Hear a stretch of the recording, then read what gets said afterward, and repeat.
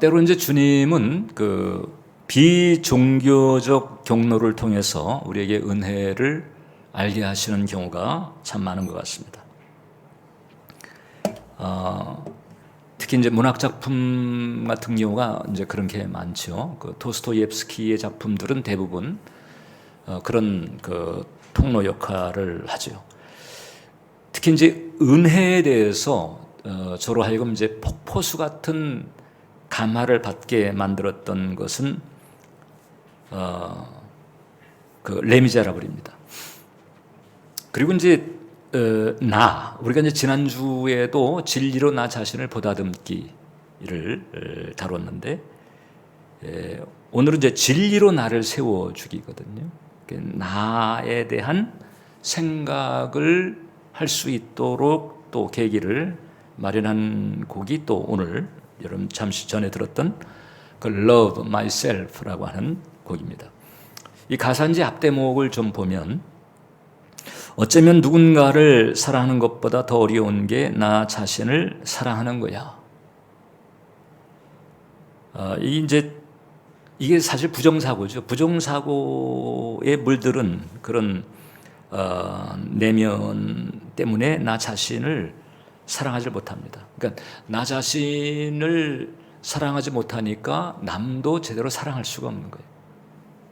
그러니까 나 자신을 사랑하지 못하는 상태에서 남을 사랑하는 것은 이제 왜곡된 사랑, 삐뚤어진 사랑이기가 쉽습니다. 가장 이제 극단적인 케이스가 그 데이트 폭력 같은 그런 경우죠. 계속 이제 가사를 이어보면, 솔직히 인정할 건 인정하자. 네가 내린 잣대들은 너에게 더 엄격하다는 걸. 네 삶 속의 굵은 나이테, 그 또한 너의 일부, 너이기에 이제는 나 자신을 용서하자. 이제 자기를 챙기는 거죠. 버리기엔 우리 인생을 너무 길어. 미로 속에선 날 믿어. 겨울이 지나면 다시 봄은 오는 거야. 그리고 이제 이 뒤에도 가사가 계속 이어지는데,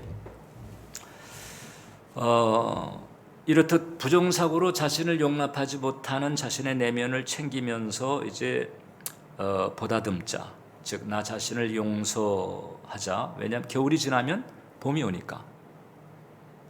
그리고 또 뒤에 가사는 이런 부분도 나옵니다. 그 아름다움이 있다고 하는 마음, 그 마음이 나의 사랑으로 가는 길, 가장 필요한 나다운 일, 아름다움을 바라보자고 하는 거거든요. 그리고 이제 이 곡에서 저로 하여금 이제 오호 이렇게 만들었던 결정타가 있어요. 내 실수는, 내 실수로 생긴 흉터까지 다 내 별자리인데, 여기서 실수라고 하는 단어는 실책 혹은 과오, 잘못 이런 것들로 대입할 수도 있습니다. 그래서 이제 흉터가 생겼는데 그 흉터가 사실상 별자리일 수 있다는 거잖아요. 그러니까 보통 우리가 심리학 계열에서도 그런 얘기 하거든요. 스카를 스타처럼 되게 하자. 상처인데 이제 그게 이제 이렇게 음운이죠. 음률로 이렇게 한 건데, 스카를 스타로 이렇게 만들자.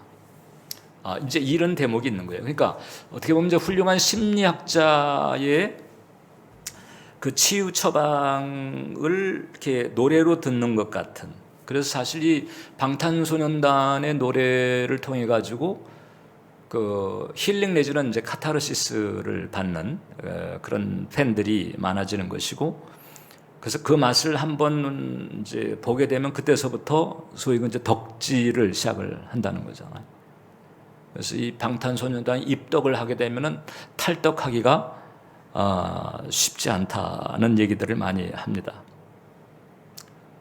나 자신이라고 하는 중요한 부분을 이제 다룬 셈인데, 저는 우리가 이제 신앙일을 가면서도 이 신앙의 정체성, 즉 영적 정체성을 다루는 부분은 아무리 강조해도 지나침이 없다. 즉 매일 다뤄야 되고, 혹은 필요하다면 순간순간 새롭게 인식하고 다져야 하는 부분이 나의 영적인 정체성이다. 저는 그렇게 생각을 합니다. 저는 신앙의 연조가 깊어갈수록, 즉 영적인 이치에 대해서 그래도 조금 더 깊이 알아갈수록 저는 이 대목을 더 확신을 합니다. 왜냐하면 지금 이제 이 BTS가 누군가를 사랑하는 것보다 더 어려운 게 나 자신을 사랑하는 거라고 그랬는데, 이게 신앙의 길을 가면서도 이제 이런 부분들이 엄연하게 존재를 하는 거잖아요. 교회가 이제 그리스도의 몸이고 이제 그리스도의 사랑을 구현하는 곳인데, 근데 이제 그 교회에서 상처받고 힘든 경우들이 생기는 거잖아요. 그러면서 왜 그 하나님께 사랑받았는데 왜 그 사랑을 왜 못 나누는 거지? 왜 못 베푸는 거지? 이런 의문을 가질 때가 많습니다. 근데 이유가 있죠. 왜냐하면 자기 자신을 진리 안에서 올바로 사랑할 줄 모르는 거예요. 그러니까 종교의 행위, 어떤 종교의 연식은 있지만 그러나 아가페 사랑으로 자신을 진정 사랑하는 게 잘 안 되고 있기 때문에 여전히 그 자기가 목마른 거예요. 그런 경우는 이제 각자가 다 사랑받기를 원하고 있지 사랑을 푸는 쪽으로 가지 못합니다. 왜냐하면 사랑이 없으니, 사랑이 모자라니까. 어떻게 하면 이제 그런 결핍들을 우리가 채워나갈 수가 있을까? 저는 그리스도 안에서 날마다 기도로 새로운 자아소개서를 쓸 때 그런 결핍을 우리가 채워나갈 수 있다고 생각하고, 또 그런 과정을 통해서 성령께서 그 하나님의 아가페를 우리에게 계속 부어주신다. 저는 그렇게 체험했고 확신을 하고 있어요. 자아소개서입니다. 자아소개서. 자기소개서가 아니에요. 자기소개서라고 하는 것은 스펙으로 장식된 자기 PR이죠. 나를 알리기 위해서 취업이나 혹은 뭐 진학이나 세상에 자신을 이제 드러내는 그런 소개서입니다. 근데 하나님은 그런 그 세상적 스펙 혹은 그런 세상적 조건들로 구성된 자기소개서 말고 자아소개서를 원하십니다. 그리고 그 자아소개서가 죄와 저주로 물든 그런 소개서가 아니고 하나님의 사랑과 말씀으로 새롭게 빚어진 자신에 대한 소개서. 십자가의 대속의 은총과 거기에 담기는 하나님의 사랑, 이 진리로 새롭게 빚어진, 즉 새로운 피조물인 거잖아요. 그런 자신에 대한 고백과 선포, 이 자아소개서를 보기를 원하시고 사실 매일 듣기를 원하시는 거예요. 저조차도 하나님의 사랑과 말씀으로 기록된 이 자아소개서를 매일 되뇌이지 아니하면 순간순간 자꾸 세상에 혹은 과거에 밀림을 느낄 때가 있습니다. 여러분, 지금 우리가 살고 있는 세상은 오히려 나보다도 나 자신의 실체를 세상이 더 잘 알고 있어요. 은연중에 나의 성향 혹은 나의 관심사, 나의 필요에 대한 욕구, 이런 것들이 은연중에 벌써 노출이 돼버렸어요. 소위 그 빅데이터라고 하는 거지. 그 AI의 그 알고리즘에 의해서 내가 수없이 인터넷 사이트를 오며 가며 거기 그냥 의심 없이 누른 그 개인 정보 동의, 혹은 제3자 정보 제공 동의, 그 다음에 수많은 사이트에 회원 가입을 하면서 적어놓은 인적 사항들, 그걸 바탕으로 해가지고 주문을 하거나 혹은 등록을 하거나 이런 과정에서 이미 나의 성향과 이 관심사, 나의 실체가 이미 세다 드러나 버렸어요. AI가 더 잘 알아. 물론 이제 그 실체는 진정한 자아는 아니죠. 진정한 자아는 아니죠. 물론 이제 진정한 자아가 다 아니라고는 할 수가 없습니다. 자, 어떻든 이 세상이 나의 실체를 나보다도 더 정확하게 파악하고 있는 이런 현실에서 어떻게 나는 나 자신을 챙겨가야 할까? 우리는 특히 이제 그리스도인들은 진리에 바탕해야 되죠. 장로교를 세운 칼빈이 그런 얘기를 했습니다. 하나님에 대한 올바른 지식을 모르고는, 즉 성경, 진리죠. 이것을 모르고는 인간을 이해하려는 노력은 헛될 수밖에 없다. 자, 하나님께서 진정 살아계시며 존재하심이 분명하다면 그분이 이제 창조주가 되시고 섭리의 주가 되신데, 그분이 존재하신다면 사실 그분의 길, 그분의 기준, 그분의 관점이 제일 정확한 것입니다. 그리고 그것을 따라가는 것이 제일 안정된 길이 되는 거거든요. 살아계시다면 그렇습니다. 만약에 아니라고 한다면 여러분들 이 자리에 앉아있는 게 헛일이지요. 그냥 차라리 그냥 집에 누워서 편안하게 몸을 쉬게 하거나 아니면 뭐 어디 놀러 가거나 그러는 게 좋을 것입니다. 하나님이 살아계시다면 지금 여러분이 이 시간, 이 현장이 됐든지 혹은 온라인 공간이 됐든지 어떻든 주님 앞에 예배 드리기 위해서 앉아있는 이 자리는 가장 값진 자리고 가치 있는 자리다. 그리고 진리의 바탕에서 우리 자신을 살펴볼 수 있어야 되는데, 첫 번째 성경은, 즉 진리는 우리 사람을 가치 있는 존재로 이렇게 계속 강조합니다. 도처에서 사람은 가치 있는 존재다. 오늘 우리가 읽은 성경 말씀도 마찬가지거든요. 시편 8편을 보면 사람이 무엇이기에 주께서 그를 생각하시며 인자가 무엇이기에, 사람과 인자는 동의 반복이죠.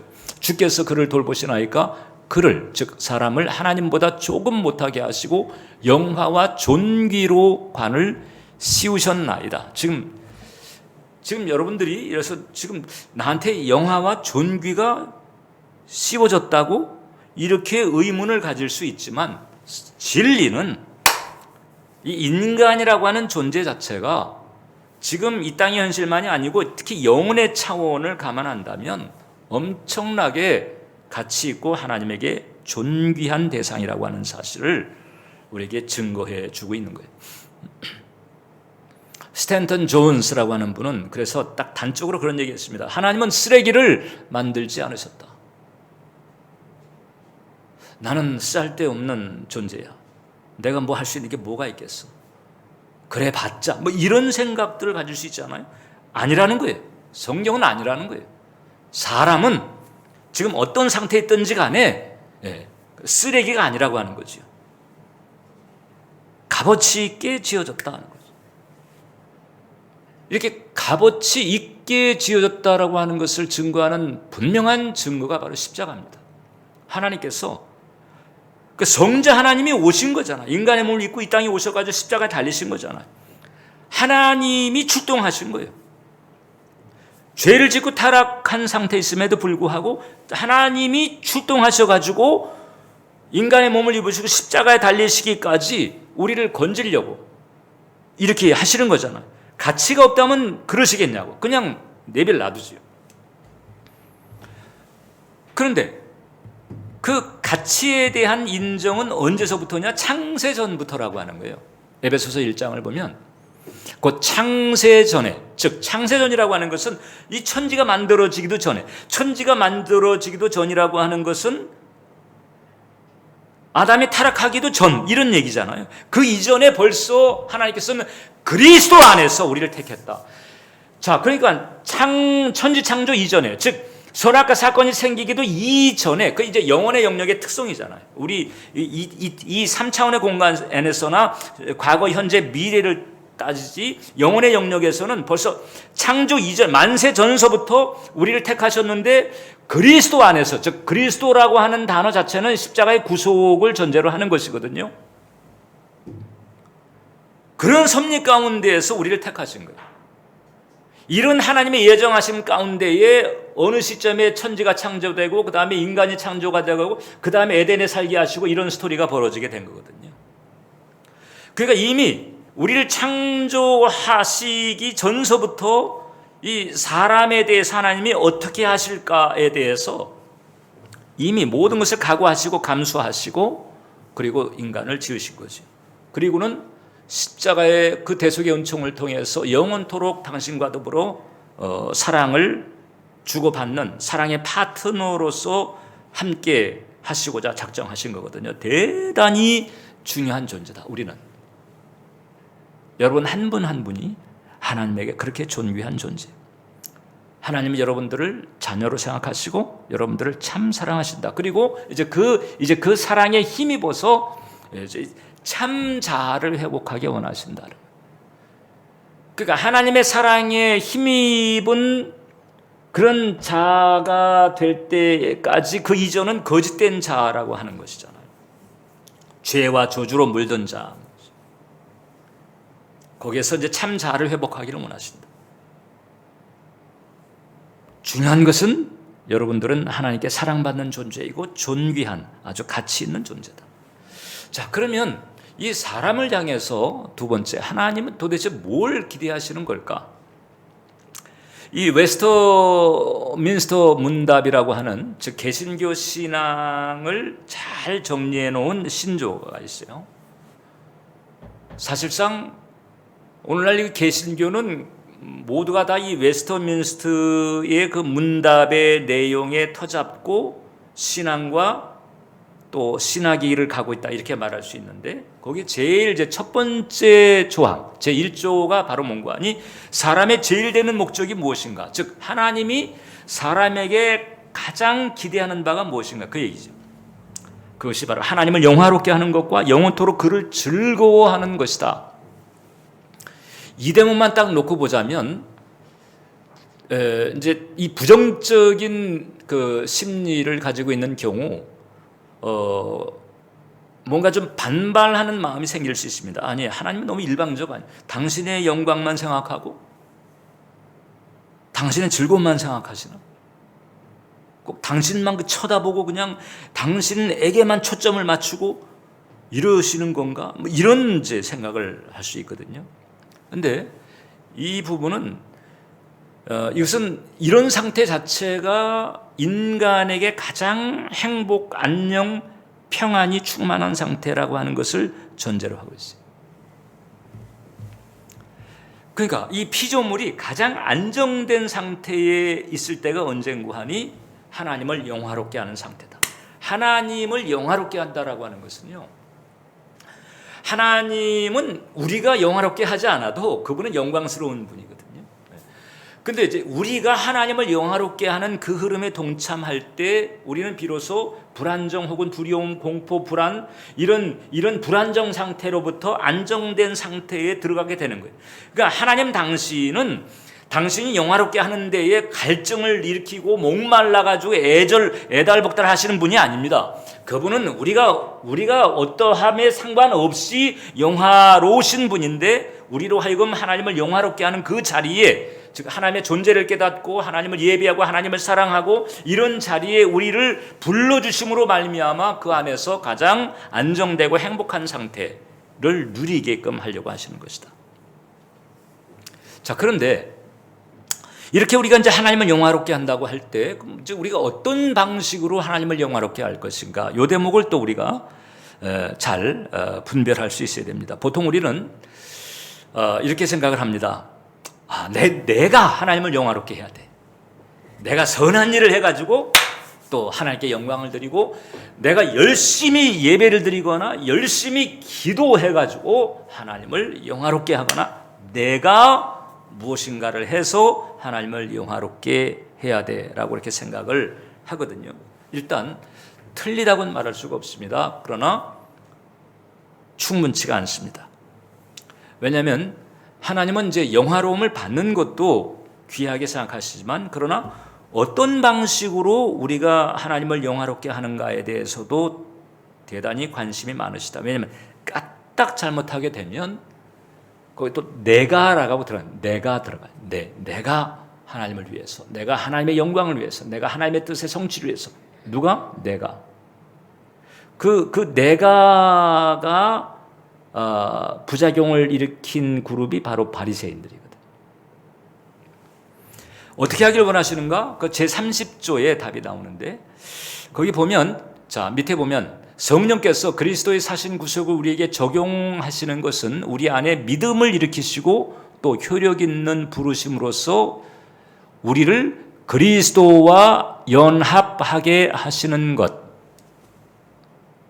즉 나를, 여러분 한 분 한 분을 그리스도와 연합하게 하심으로써 하나님께 영광 드리는 삶을 살기를 원하신다.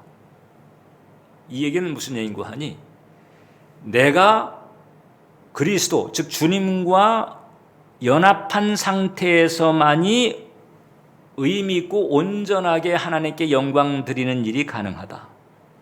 그러지 않으면 좀 전에 얘기한 것처럼 바리새인들과 같은 그런 후유증이 생길 수도 있고요. 혹은 이제 하나님과의 관계의 질서가 어그러질 수 있지요. 내가 앞서니까. 그런데 지금 여기에서 그리스도와 연합한다라고 하는 것은 뭐냐?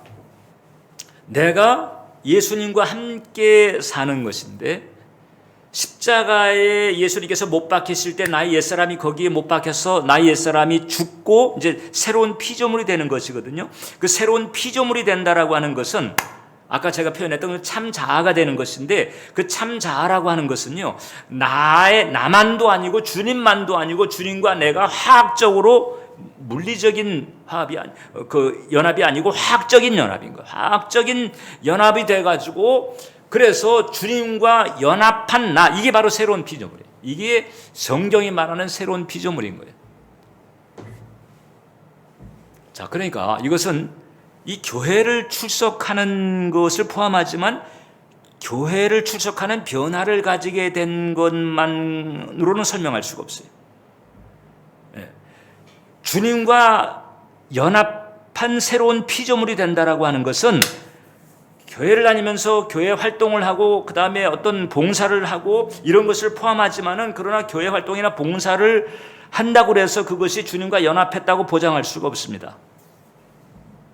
주님과 연합했다라고 하는 것은 내 옛사람이 죽고 이제 주님과 연합한 상태에서 내가 주님을 쫓아 사는 삶, 내가 사는 게 아니죠. 주님이 나를 사는 그런 삶. 근데 주님이 나를 사는데 주님이 나를 사는 거예요. 나를 통해서 사는 거예요. 그러니까 주님만 있는 것도 아니고 나를 통해야 되는 그런 부분이 있는 거죠. 이것을 잘 표현한 것이 갈라디아서 2장 20절입니다.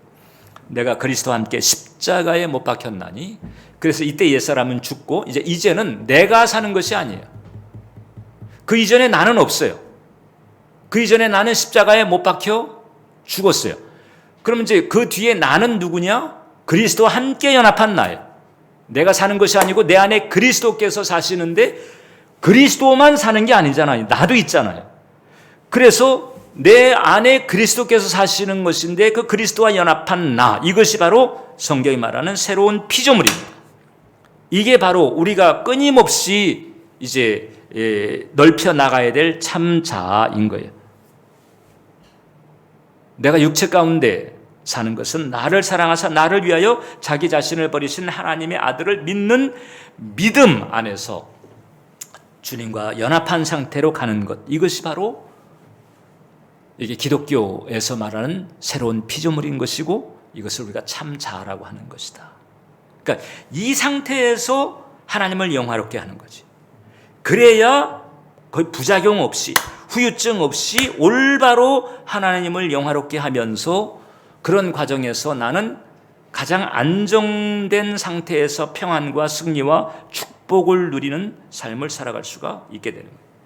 기독교라고 하는 것은 바로 이런 수준을 바라보면서 여기에 이르기 위해서 부단히 애쓰는 그런 여정이다. 이것을 우리가 다른 말로 성화라고도 하는데, 단지 그냥 거룩하게 살려고 애를, 하나님 기준을 맞춰보려고, 혹은 조금 표현을 적나라하게 하자면 하나님 비위를 맞춰보려고, 하나님한테 혼나지 않으려고 거룩하게 살려고 하는 것과 이건 결이 다른 거예요. 내 안에 계신 예수님께서 나를 주관하시면서 예수님의 은혜, 예수님의 사랑, 예수님의 능력, 예수님의 생명에 힘입어서 하나님을 영화롭게 하는 길을 가는 거예요. 이게 바로 새로운 피조물의 참 자아의 형태다. 그런데 세 번째, 이제 이런 하나님은 우리에게, 구원받은 우리에게 이런 기대를 하고 있는 것이거든요. 근데 이런 목적을 방해하는 게 있어요. 육신입니다. 로마서 8장 7절을 보면 육신의 생각은 하나님과 원수가 되나니 이는 하나님의 법에 굴복하지 아니할 뿐 아니라 할 수도 없습니다. 육신의 생각이라고 하는 이것은 지금 그리스도인 안에 내면을 두고 얘기하는 거예요. 비신자인 경우에는 육신의 생각이라고 하지 않습니다. 그들은 그냥 육으로 산다고 하거나 육적으로 산다고 합니다.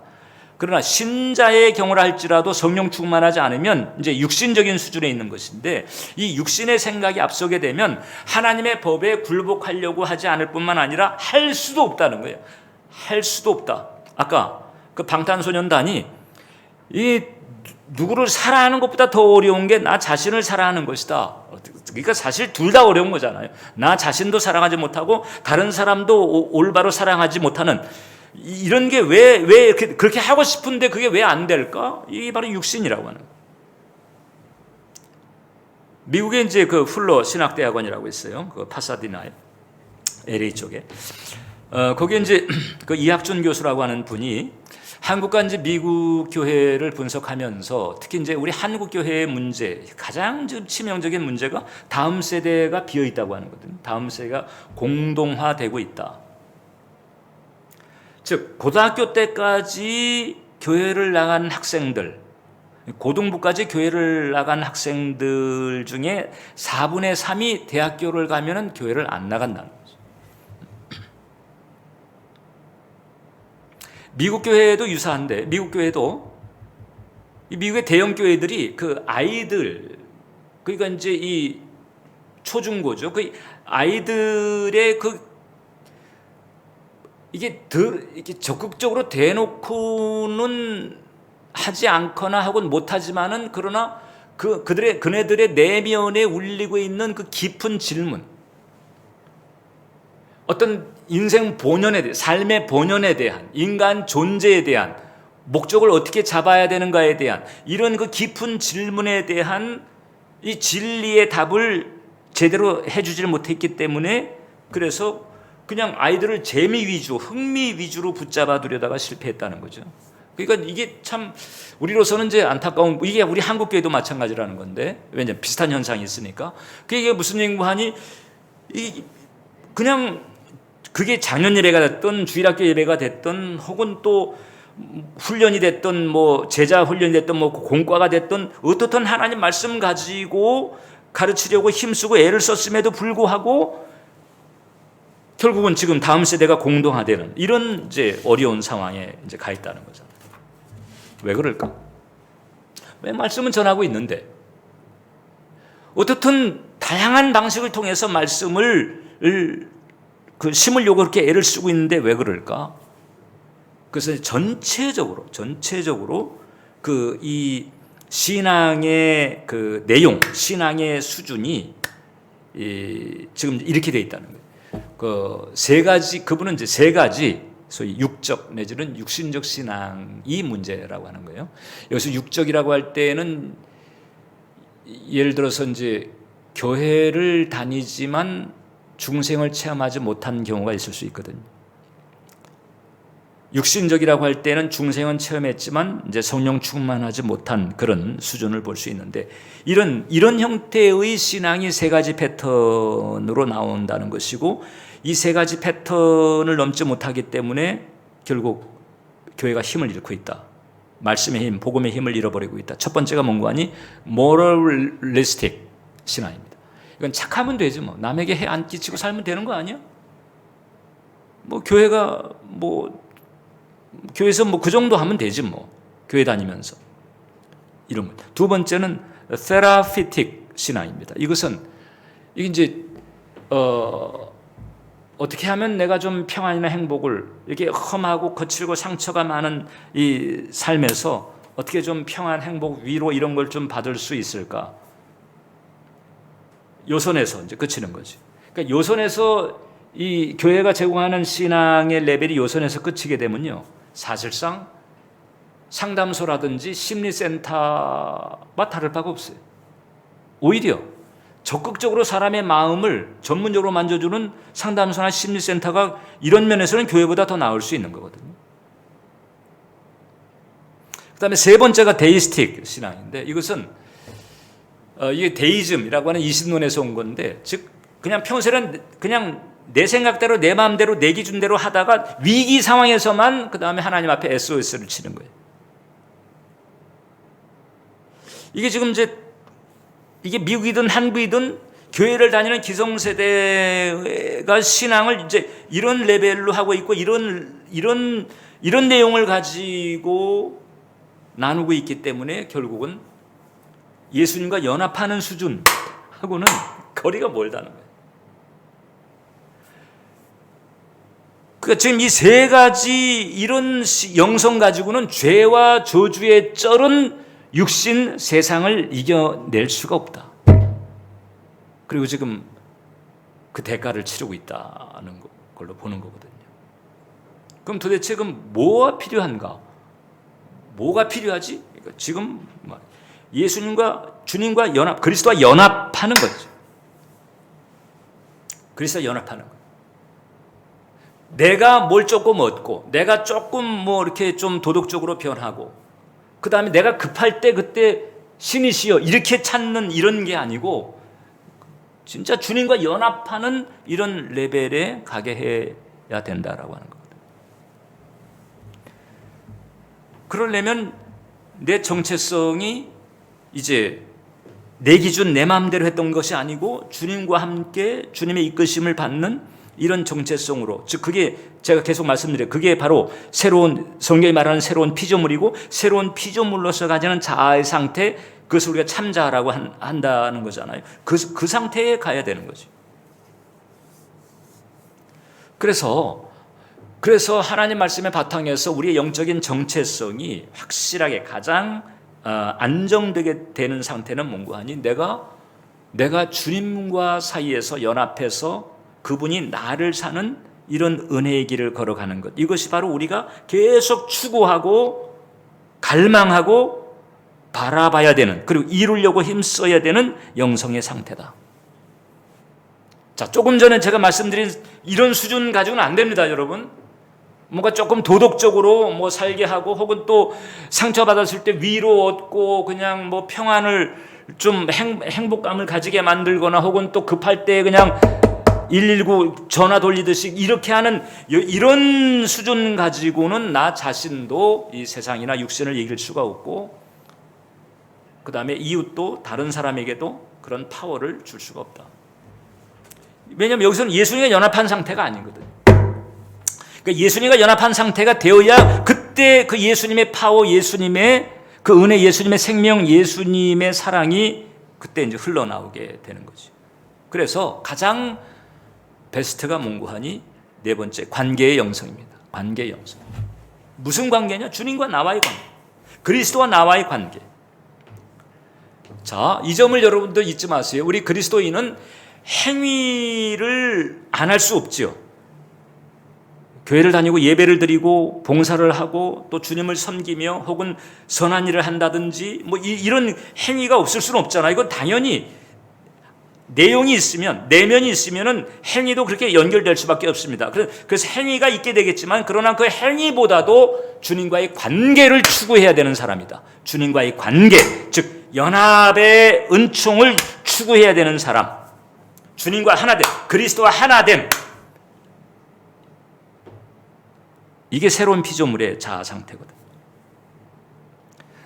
그리스도인의 삶의 주인은 내가 아닙니다. 바울이 말한 것처럼 내가 사는 것이 아니에요. 내가라고 하면 안 돼요.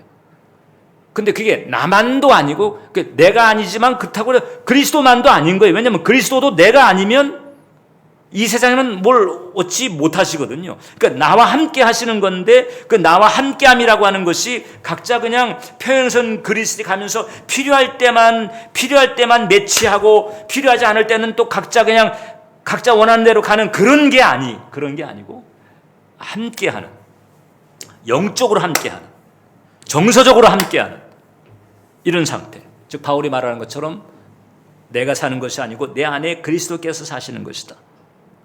나도 아닌 것이, 그렇다고 예수님만도 아닌 것이, 나와 예수님이 함께한 이런 새로운 피조물로서의 참 자아, 이것이 바로 이 땅에서 우리가 참되게 신앙생활을 하는 길이고 예수 생명으로 사는 길이다라고. 이것을 우리는 부단히 추구를 해 나가야 되는 거예요. 이렇게 할 때 비로소 우리는 아까 이 교수님이 지적했던 이제 그런 취약점을 극복할 수 있는 거예요. 어떻게 해야 될까? 예수님과 더불어 친밀하게 교제하며 사귀는 데에 집중을 해야 합니다. 마음만 가지면 얼마든지 우리에게 그런 시간은 가능해요. 저는 그 브라더 로렌스 책을 읽을 때마다 참 하나님께 참 감사하다. 왜냐하면 이 브라더 로렌스는 주방 담당이거든요. 주방에서 식사 준비하고 식재료 가지고 식재료 마련하고 그 다음에 식탁 차리고 그 다음에 설거지하고 주방 담당. 보통 수군에 가게 되면 그런 담당들이 다 정해져 있거든요. 주방 담당. 그러니까 여기서 여자분들은 아실 거예요. 하루 3끼 자기 먹고 식구들 챙기는 게 얼마나 바쁜 일인지. 그 잔손이 많이 가고, 그럼에도 불구하고 이 브라더 로렌스는 그 주방을 그 거룩한 임재의 장소로 만드는 거예요. 왜냐하면 거기서 하나님 주님과의 교제에 힘쓴 거예요. 뭐 하면서? 일상에서 성실하게 해야 돼. 얼마든지 하나님과 친밀하게 교제하며 사귈 수 있는 이런 여건을 가능할 수 있다는 거죠. 하나님이 브라더 로렌스를 통해서 그것을 보여주고 있는 거예요.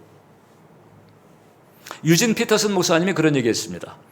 진정한 기독교 영성. 자, 잘 들으세요. 진정한 기독교 영성은 뭐냐? 사람들이 자신에 대한 관점을 떨쳐버리고, 이걸 못합니다, 우리가.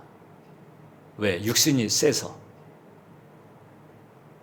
육신이 구원받기 이전에는 우리의 자아였거든요. 그게 우리의 자아예요. 나였어요. 나였다고. 이걸 떨쳐버리는 것을 못합니다. 근데 이걸 하자는 거예요. 그 자기가 아닌 다른 존재, 예수님께 전적으로 초점을 맞춰라. 여기서 비로소 세상이 줄 수 없는 평안, 혹은 사도 바울이 말하는 그 신령한 기쁨을 맛볼 수 있는 자리가 바로 이 자리거든. 이 자리. 예수님께 관심의 초점을 맞추는 거예요. 관심의 초점이라고 하니까 내일 하다가 뭔가 조금 마음을 좀 투자하고 신경을 써주는 정도의 관심이라고 생각하면 곤란합니다. 히브리서 12장 2절에 믿음의 주요 또 온전하게 하시는 예수를 바라보자라고 그랬는데, 여기서 예수님을 바라보자라고 그래가지고 그래서 울적하고 좀 마음이 가라앉을 때 그때 바라보고, 이런 식의 바라봄이 아니고 이거보다 더 절박하고 강렬한 거예요. 어느 정도인가 아니, 민수기 21장을 보면 거기 출애굽 1세대들이 광야길을 가다가 너무 길이 험하다 보니까 또 모세를 원망하고 하나님을 원망했어요. 그러니까 그 원망이 또 불뱀을 불렀어요. 그 불뱀에 물려가지고 수많은 사람들이 죽었고 그 다음에 죽어가고 있는 거예요. 그러니까 회개했습니다. 불뱀을 떠나게 달라고 하니까 모세가 또 하나님께 부탁을 했고, 그러니까 하나님께서 처방을 내렸는데 민수기 21장을 보면 놋뱀을 만들어서 장대 위에 매달아라. 그리고 물린 자마다 그것을 보면 살리라는 거예요. 장대까지 걸어가서 그 앞에 절을 몇 번 하고 뺑뺑이를 몇 번 돌고가 아니고 그냥 있는 그 자리에서 바라만 보면 살 수 있다는 거잖아요. 그러니까 이 지금 불뱀에 물려가지고 죽어가고 있는 사람인데 그것을 보면 살 수 있다고 할 때, 그때 그것을 바라보는 그 바라봄의 절박함과 간절함이지. 얼마나 눈이 시리도록 바라봤겠어요. 조금만치의 어떤 산만함이라든가 한눈 파는 거 그런 거 없이 그냥 얼마나 집중했겠어요. 이거 보면 살 수 있다니까. 이걸 보는 자가 치유가 있다고 하니까, 그러니까 얼마나 눈이 시리도록 봤겠어요. 그런 바라봅니다. 그런 마음 눈의 시림, 이것을 가지고 주님을 바라보는 거죠. 그러니까 이제 이런 마음의 눈 시림을 가지고 주님을 바라보는 게 잘 안 되는 분들은 육신이 세거나 아니면 여전히 이제 어떤 돈과 혹은 지위, 이런 세상의 어떤 조건들, 스펙에 대한 기대가 있거나 여전히 이제 그것이 그래도 최고다라고 하는 생각이 있기 때문에 아직 이제 이 주님에 대한 이 절박한 눈시림이 안 되고 있는 경우가 많은 겁니다. 그러면 여러분 계속 세상하고 씨름하면서 되는 것 같다가 안 되고 뭐 좀 통할 것 같은데 또 안 되고 계속 이게 롤러코스터 타듯 그렇게 가는 걸 면할 수가 없어요. 이 세상의 본질 자체가 그런 거거든요. 그러나 보면 달라지는 거죠. 예수님을 그렇게 바라보는, 믿음의 주 온전케 하신 예수님은 그렇게 바라보면서 예수님과 함께 연합의 그와 같은 은혜의 길을 가게 되면 그때 예수님께서 이제 나를 통해서 일하시고 나를 통해서 나타나시는 은혜가 있는 거예요. 그게 지혜로 나타날 수도 있고 혹은 파워로 나타날 수도 있고 혹은 담대함으로 나타날 수도 있고 어떤 통찰로 나타날 수도 있고 당신의 그 어떠함이 내게 풀어지는 거죠. 마치 제가 늘 자주 그 예를 들잖아요. 바둑 9단짜리가 있는데 이 9단짜리가요 그냥 자기 채비 들이고 식사 자기가 자기 돈 내가지고 자기 식사하면서 이 초급짜리를 계속 쫓아다니는 거야. 그러면서 이 초급이 바둑 둘 때마다 옆에서 9단짜리 수를 두도록 딱 가르쳐 주는 거지요. 뭐 초급이 뭐 도와달라고 그냥 뭐 부탁을 하거나 뭐 초급이 경비되면서 날 계속 따라다니면서 날 도와주세요 그렇게 한 것이 아닌데도 이 9단짜리가 자기 돈 들여가지고 초급 쫓아다니면서 이 초급으로 하여금 승리하게 만들고 초급으로 하여금 축복을 누리게 만들려고 그냥 쫓아다니면서 거저 그냥 구단수를 두게 만드는 것과 같은 그런 은혜, 이게 바로 주님과 연합한 자에게서 나타난 축복입니다. 근데 이런 은혜가 내게 풀어지려면 그분이 나와 연합한 상태가 돼야 되는데, 그분이 나와 연합한 상태라고 하는 게 바로 내가 죽고 그리고 그 간절한 눈시림, 절박한 눈시림으로 그분을 바라볼 때 그 같은 은혜가 우리에게 임한다는 거예요. 여러분 욥 보세요. 욥이 큰 극한 고난 가운데서 하나님에게 계속 질문하는데 일단 하나님이 안 떠난 거잖아요. 그 마누라도 안 떠났어요. 하나님 안 떠나고 계속 질문하는 거예요. 여기서 물론 아멘이나 감사가 없었지만은 그러나 계속 여긴 영적인 눈시림이 있던 거거든요. 하나님 말씀 좀 해보세요. 하나님 답 좀 해보세요. 난 그렇다면 하나님 떠나지는 않습니다. 난 떠날 수가 없어요. 하나님이 날 이렇게 대하신다 할지라도 난 떠날 수가 없어요. 그런 이유는 좀 알고 싶습니다. 계속 하나님은 그냥 붙잡고 늘어지는 거잖아요. 이것도 역시 바라봄 중에 하나예요. 그러니까 열리는 거잖아요. 김연아가 트리플 엑셀을 할 때 요즘에 김연아보다 한 바퀴 더 돌아? 어쨌든 그냥 떠가지고 팽팽팽 돌고서 그 다음에 또 착지가 아니네. 아무튼 얼음판에 쫙 내려가지고 그다음에 부드럽게 또 그 다음 동작을 들어가잖아요. 우리 같으면 그냥 삥 돌다가 그냥 딱 떨어지자마자 어지러워가지고 막, 왜냐하면 이 평형고리관 이게 액체 상태잖아요. 이게 돌면은 이게 액체 상태이기 때문에 이게 관성이 있단 말이죠. 그러니까 내가 딱 도는 걸 멈췄어도 이 안에 이 평형고리관은 액체 상태라서 이게 계속 돌아가거든요. 그러니까 이제 이게 멈출 때까지 핑 한 거거든요. 근데 그 김연아는 어떻게 그냥 3바퀴 4바퀴 탁 돌고서도 그냥 그 다음에 끄떡없이 그렇게 되느냐? 훈련을 한다는 거죠. 어떤 훈련이냐? 그런 현기증, 이 균형상시, 이게 생체학적 정상인데 이제 그것을 넘어서서 자기 몸을 평형을 유지할 수 있도록 훈련을 한다는 건데 간단합니다. 고정된 기준점 하나를 가진다는 거예요. 이 스케이트장에서 어딘가 딱 점을 정해가지고 돌면서도 그걸 의식한다는 거죠. 돌면서도. 그 고정된 기준점에 초점을 맞추기 때문에 그런 신체적인 그런 자연 현상조차도 극복하면서 현기증을 극복해낸다는 겁니다. 세상사들이 뭐 코로나가 됐든지 혹은 뭐 재정 혹은 뭐가 됐든지 간에 우리들을 현기증 나게 이렇게 합니다. 세상은 그래요. 세상 환경 자체가 그런 거예요. 그런데 하나님은 현기증, 그런 균형상실감을 얼마든지 극복할 수 있도록 우리와 함께 하신다. 믿음의 주 온전케 하신 예수님을 바라보는 눈시림, 절박한 간절함, 그런 눈시림으로 바라보는, 그냥 제가 당신 안에 있습니다. 계속 파고들듯이 그렇게 할 때, 그때 그때 예수님이 날 사시는, 그래서 예수님의 본때가 나타나는 그런 역사가 있게 되는 줄 믿습니다. 그 길을 가십시다. 기도하겠습니다. 예수님 감사합니다. 참 이렇게 부족하고 참 더럽고 못난 우리들이었음에도 이렇게 오셔서 챙겨주시고 붙들어주시고 그 열심을 가지고 그 끈기를 가지고 우리와 동행하시는 놀라운 사랑과 축복을 감사합니다. 이제 믿음의 주 온전케 하시는 예수님을 눈이 시리도록 바라보면서 예수님과 연합하는 길을 걷기를 원합니다. 작정합니다. 이끌어 주옵소서. 예수님 이름으로 기도합니다. 자, 이 시간 우리 두 가지